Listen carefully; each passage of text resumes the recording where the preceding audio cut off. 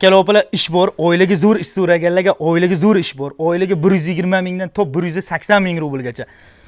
Yotoq joy besplatni, завтрак, обед, ужин besplatni. Yana bir qulay tarafi ofitsialni оформить qiladi, Turdovoydagi o'ram qilib beriladi zavod hisobidan.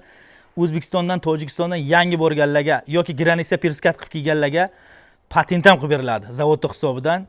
Akalar, bu ishimiz nima deydiganlarga, bu ishimiz tosh zavodda, ishimiz og'ir, yengil emas. Oldinda mana boshidan aytyapmiz.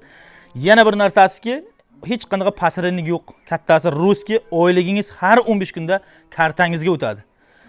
Yangi borgan odamlarga 1 oy kuniga 4200 rubldan ish soati 10 soat, yotoq joy 3 mahalliy beshisi besplatni.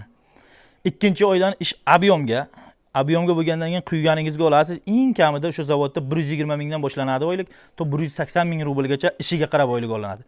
Bu qanday zavod deydiganlarga, mana shunaqangi burchatka, mana yerga teradigan burchatka, devorga yopishtiradigan toshlar chiqariladi. Deki kamen deydi. Ya'ni fasadni toshlar chiqariladi. Akalar, bu zavodimiz Podmoskva, город Dimitrovda. Patenti farqi yo'q. Moskvami, Podmoskvami, qayerga bo'lsa ham bemalol telefon qilaverasizlar. Adresimiz город Dimitrov, Felaragachova, улица Sovetskiy, dom 36.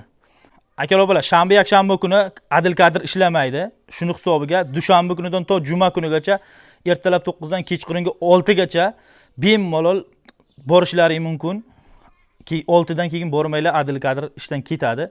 Akalar, ekranga telefon nomer qoldirdik, brigadirniki O'zbek. Bu hech qanday pasrenlik yoki biror nima emas. O'zbek brigadir nomerini qoldirdikki, sizlar telefon qilib bemalol topib borishlaring uchun. Telefon qilinglar, hamma narsani o'zi tushuntirib beradi.